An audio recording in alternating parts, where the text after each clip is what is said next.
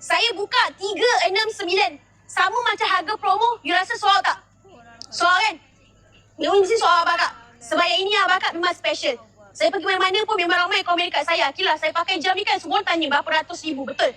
Sebab design ni memang dekat luar tak ada. Tak apalah Abang Kak malam ni 300 pun tak payah. Admin naikkan beg kuning. 288 beg kuning. Naik.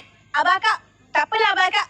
Rezeki malam ni Abang Kak. Siapa yang betul-betul suka Abang Kak, suka design yang paling eksklusif, yang cari design lain daripada lain, Abang Kak grab lah malam ni. Beg kuning saya dah naik Abang Kak dekat bahagian bawah.